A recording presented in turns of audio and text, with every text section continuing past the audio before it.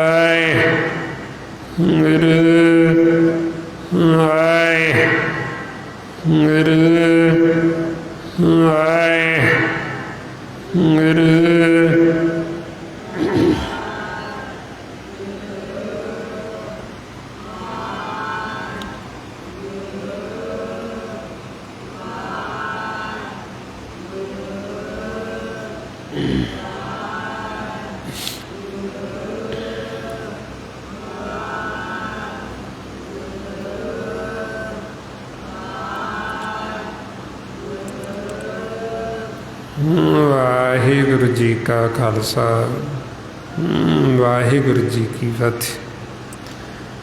ਇਸ ਤਰੀਕੇ ਨਾਲ ਗੁਰਮੁਖ ਪਿਆਰਿਓ, ਜਿਉਂ-ਜਿਉਂ ਆਪਾਂ ਇਹ ਸਿਮਰਨ ਕਰਦੇ, ਸਾਡਾ ਮਨ ਵਿਚਾਰਾਂ ਤੋਂ, ਫੁਰਨਿਆਂ ਤੋਂ ਰਹਿਤ ਹੁੰਦਾ। ਜਿਉਂ-ਜਿਉਂ ਅਸੀਂ ਵਿਚਾਰਾਂ ਤੋਂ ਰਹਿਤ ਹੋਵਾਂਗੇ, ਇਹ ਸਰੀਰ ਨੂੰ ਅਸੀਂ ਢਿੱਲਾ ਛੱਡਦੇ ਜਾਵਾਂਗੇ ਅਤੇ ਅਸੀਂ ਇਹ ਸਰੀਰ ਗਿਆਨ ਇੰਦਰੀ, ਕਰਮ ਇੰਦਰੀਆਂ ਤੋਂ ਪਿੱਛੇ ਹਟਦੇ ਜਾਵਾਂਗੇ। ਸਿਮਰਨ ਕਰਦੇ ਕਰਦੇ ਹੌਲੀ ਹੌਲੀ ਅਸੀਂ ਅੰਤਰਗਤ ਹੋ ਜਾਵਾਂਗੇ ਅਤੇ ਇਹ ਦੇਹ ਤੋਂ ਵੱਖ ਹੋ ਜਾਵਾਂਗੇ। ਸਾਡਾ ਮਨ ਹੈ ਜਿਹੜਾ ਸੁੰਨ 'ਚ ਚਲਾ ਜਾਏ, ਆਪਣੇ ਘਰ ਚਲਾ ਜਾਏ। ਸੁੰਨ ਆਪਣਾ ਘਰ। ਜਦੋਂ ਅਸੀਂ ਸੁੰਨ 'ਚ ਜਾਵਾਂਗੇ, ਸੁੰਨ ਦੇ ਵਿੱਚੋਂ ਹੀ ਸਾਨੂੰ ਜੋ ਨਾਮ ਹੈ, ਅਨਹਦ ਸ਼ਬਦ, ਉਹ ਸੁਣਨਾ। ਅਨਹਦ ਬਾਣੀ, ਅਨਹਦ ਧੁਨ ਸਾਨੂੰ ਸੁਣਾਈ ਦੇਣੀ। ਸੁੰਨ ਦੇ ਵਿੱਚੋਂ ਹੀ ਸਾਨੂੰ ਸਾਡੇ ਮਨ ਦੀ ਜਿਹੜੀ ਖੁਰਾਕ, ਅੰਮ੍ਰਿਤ ਰਸ, ਘਰ ਅਸੀਂ ਜਾਵਾਂਗੇ ਅਤੇ ਸਾਨੂੰ ਮਨ ਦਾ ਭੋਜਨ ਮਿਲੇਗਾ। ਸੁੰਨ ਦੇ ਵਿੱਚੋਂ ਹੀ ਜਾਣੀ ਦੀ ਸਾਰਾ ਖੇਲ ਲੱਗੀ ਚੱਲਣਾ। ਹੁਣ ਇਸ ਲਈ ਆਪਾਂ ਨੂੰ ਸਮਝਾਉਂਦੇ ਵੀ ਸੁੰਨ ਆਪਣਾ ਘਰ ਹੈ। ਸਤਿਗੁਰ ਤੇ ਪਾਈ ਵਿਚਾਰਾ, ਸੁੰਨ ਸਮਾਧ ਸੱਚੇ ਘਰ ਬਾਰ। ਵੀ ਇਹ ਜਿਹੜਾ ਸਰੀਰ ਇਹ ਬੇਗਾਨਾ ਘਰ ਹੈ, ਤੁਸੀਂ ਇਹ ਬੇਗਾਨੇ ਘਰ ਨੂੰ ਖਾਲੀ ਕਰਕੇ ਆਪਦੇ ਘਰ ਆਓ। ਜਦੋਂ ਅਸੀਂ ਆਪਦੇ ਘਰ ਜਾਵਾਂਗੇ, ਸਾਡੇ ਘਰ ਦੇ ਵਿੱਚ ਸੁੱਖ ਹੈ, ਉੱਥੇ ਆਨੰਦ ਹੈ।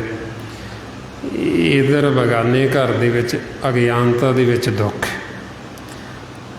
ਜਦੋਂ ਅਸੀਂ ਇੱਧਰ ਤ੍ਰੈ ਗੁਣਾਂ ਦੇ ਵਿੱਚ ਦਿਨ ਦੇ ਸਮੇਂ 10, 12, 14 ਘੰਟੇ ਰਹਿੰਦੇ, ਇੱਥੇ ਅਸੀਂ ਦੁਖੀ ਉਦੋਂ ਹੁੰਦੇ ਜਦੋਂ ਅਸੀਂ ਗੁਰੂ ਦੀ ਮੱਤ ਨਹੀਂ ਲੈਂਦੇ। ਜਦੋਂ ਅਸੀਂ ਆਪਦੀ ਮੱਤ ਦੁਆਰਾ ਚੱਲਦੇ ਅਗਿਆਨਤਾ ਦੇ ਵਿੱਚ, ਫਿਰ ਸਾਡਾ ਮਨ ਦੁਖੀ ਹੁੰਦਾ, ਫਿਰ ਇਹ ਅਸ਼ਾਂਤ ਹੁੰਦਾ। ਜੇ ਅਸੀਂ ਗੁਰੂ ਦੀ ਮੱਤ ਗਿਆਨ ਲੈ ਕੇ ਚੱਲਾਂਗੇ, ਸਾਨੂੰ ਕੋਈ ਦੁੱਖ, ਫਿਰ ਸਾਡਾ ਮਨ ਹੈ ਜਿਹੜਾ ਉਹ ਸਹਿਜ ਵਿੱਚ ਰਹੇਗਾ ਅਤੇ ਇਹਨੂੰ ਆਨੰਦ ਹੈ ਜਿਹੜਾ ਉਹ ਬਣਿਆ ਰਹੇਗਾ, ਸੁੱਖ ਬਣਿਆ ਰਹੇਗਾ। ਇਸ ਵਾਸਤੇ ਜਦੋਂ ਫਿਰ ਅਸੀਂ ਗੁਰੂ ਦੀ ਮੱਤ ਦੁਆਰਾ ਚੱਲਾਂਗੇ, ਫਿਰ ਹੀ ਸਾਡੇ ਮਨ ਦੀ ਜਿਹੜੀ ਇਹ ਤ੍ਰਿਸ਼ਨਾ, ਇਹ ਤ੍ਰਿਸ਼ਨਾ ਬੁਝਣੀ। ਫਿਰ ਹੀ ਸਾਡੇ ਇਹਨਾਂ ਨੇਤਰਾਂ ਨੂੰ ਸਬਰ ਸੰਤੋਖ ਆਉਣਾ। ਜਦੋਂ ਅਸੀਂ ਮਾਲਕ ਨੂੰ ਦੇਖਦੇ ਹਾਂ, ਜਦੋਂ ਅਸੀਂ ਮਾਲਕ ਦੀ ਆਵਾਜ਼ ਨੂੰ ਸੁਣਦੇ, ਫਿਰ ਹੀ ਸਾਡੇ ਕੰਨ ਸੰਤੋਖੇ ਜਾਂਦੇ। ਜਦੋਂ ਅਸੀਂ ਮਾਲਕ ਦੇ ਗੁਣ ਗਾਵਾਂਗੇ, ਸਾਡੀ ਰਸਨਾ 'ਤੇ ਅੰਮ੍ਰਿਤ ਆਏਗਾ ਅਤੇ ਸਾਡੀ ਰਸਨਾ ਦੀ ਤ੍ਰਿਪਤੀ ਹੋਣੀ। ਫਿਰ ਹੀ ਇਹ ਤ੍ਰਿਸ਼ਨਾ ਬੁਝਣੀ ਜਦੋਂ ਅਸੀਂ ਮਾਲਕ ਦੇ ਨਾਲ ਜੁੜਾਂਗੇ, ਪਰਮਾਤਮਾ ਦੇ ਨਾਲ ਜੁੜਾਂਗੇ। ਨਹੀਂ ਤਾਂ ਜੀਵ ਦੀ ਫਿਰ ਇਹ ਤ੍ਰਿਸ਼ਨਾ ਬੁਝਦੀ ਨਹੀਂ, ਖਤਮ ਨਹੀਂ ਹੁੰਦੀ, ਫਿਰ ਭੁੱਖਾ ਹੀ ਮਰ ਜਾਂਦਾ। ਸੋ ਇਸ ਵਾਸਤੇ ਆਪਾਂ ਨੂੰ ਸਮਝਾਉਂਦੇ ਵੀ ਜੇ ਹੁਣ ਅਸੀਂ ਜਿਉਂਦੇ ਜੀ ਸੁਖੀ ਨਹੀਂ ਹੋਏ, ਜੇ ਅਸੀਂ ਜਿਉਂਦੇ ਜੀ ਮੁਕਤ ਨਹੀਂ ਹੋਏ, ਫਿਰ ਅਸੀਂ ਮਰਨ ਤੋਂ ਬਾਅਦ ਮੁਕਤ ਨਹੀਂ ਹੋਣ ਲੱਗੇ। ਅਸੀਂ ਜਿਉਂਦੇ ਜੀ ਮੁਕਤ ਹੋਣਾ, ਜਿਉਂਦੇ ਜੀ ਅਸੀਂ ਮਨ ਦੀ ਤ੍ਰਿਪਤੀ ਕਰਨੀ, ਅਤੇ ਉਹ ਤਾਂ ਹੀ ਹੋ ਸਕੇਗਾ ਜੇ ਹੁਣ ਅਸੀਂ ਵੱਧ ਤੋਂ ਵੱਧ ਸਿਮਰਨ ਕਰਾਂਗੇ, ਗੁਰਬਾਣੀ ਗੁਰੂ ਨੂੰ ਪੜ੍ਹ ਕੇ ਵਿਚਾਰਾਂਗੇ, ਖੋਜਾਂਗੇ, ਅਤੇ ਵੱਧ ਤੋਂ ਵੱਧ ਅਸੀਂ ਸਤਸੰਗਤ ਕਰਾਂਗੇ। ਫਿਰ ਸਾਡੇ ਮਨ ਦੀ ਤ੍ਰਿਪਤੀ ਹੋਏਗੀ। ਜਦੋਂ ਇਹਨੂੰ ਸੋਝੀ ਹੋਏਗੀ, ਇਹਨੂੰ ਗਿਆਨ ਹੋਏਗਾ, ਇਹ ਜੋ ਸਾਰਾ ਭੇਦ ਗੁਰਬਾਣੀ ਗੁਰੂ ਦੁਆਰਾ ਆਪਾਂ ਨੂੰ ਦਿੱਤਾ ਮਹਾਂਪੁਰਖਾਂ ਨੇ, ਭਾਈ ਸਾਹਿਬ ਭਾਈ ਸੇਵਾ ਸਿੰਘ ਜੀ ਤਰਮਾਲਾ, ਵੀ ਕਿਵੇਂ ਸਾਡੇ ਮਨ ਦੀ ਤ੍ਰਿਸ਼ਨਾ ਬੁੱਝਣੀ, ਕਿਵੇਂ ਸਾਨੂੰ ਸਬਰ ਸੰਤੋਖ ਆਉਣਾ। ਉਹ ਫਿਰ ਜਦੋਂ ਅਸੀਂ ਹੁਣ ਇਹ ਸਾਰਾ ਅਭਿਆਸ ਕਰਾਂਗੇ, ਗੁਰਬਾਣੀ ਗੁਰੂ ਦੇ ਦੱਸੇ ਰਸਤੇ 'ਤੇ ਚੱਲਾਂਗੇ, ਅਤੇ ਫਿਰ ਇਹ ਸਾਡੇ ਮਨ ਦੀ ਤ੍ਰਿਸ਼ਨਾ ਬੁਝੇਗੀ। ਅਤੇ ਤ੍ਰਿਸ਼ਨਾ ਨੂੰ ਬੁਝਾਉਣ ਦੀ ਫਿਰ ਜੁਗਤੀ ਤਰੀਕਾ ਸਤਿਗੁਰਾਂ ਨੇ ਆਪਾਂ ਨੂੰ ਗੁਰਬਾਣੀ ਗੁਰੂ ਰਾਹੀਂ ਦੱਸਿਆ, ਅਤੇ ਉਹ ਫਿਰ ਆਪਾਂ ਵਰਤ ਕੇ ਗੁਰੂ ਦੀ ਮੱਤ ਲੈ ਕੇ ਅਤੇ ਸੁਖੀ ਹੋ ਸਕਦੇ। ਸੋ ਗੁਰਮੁਖ ਪਿਆਰਿਓ, ਇੰਨੀਆਂ ਬੇਨਤੀਆਂ, ਇੰਨੇ ਵਿਚਾਰ ਕਰਦਿਆਂ ਹੋਇਆਂ ਜੇ ਕੋਈ ਐਸਾ ਸ਼ਬਦ ਬੋਲਿਆ ਗਿਆ ਹੋਵੇ ਸੰਗਤ ਅਤੇ ਸਤਿਗੁਰੂ ਬਖਸ਼ਣਯੋਗ ਨੇ ਬਖਸ਼ ਦੇਣਾ ਜੀ। ਵਾਹਿਗੁਰੂ ਜੀ ਕਾ ਖਾਲਸਾ, ਵਾਹਿਗੁਰੂ ਜੀ ਕੀ ਫਤਿਹ। ਵਾਹਿਗੁਰੂ ਵਾਹਿਗੁਰੂ।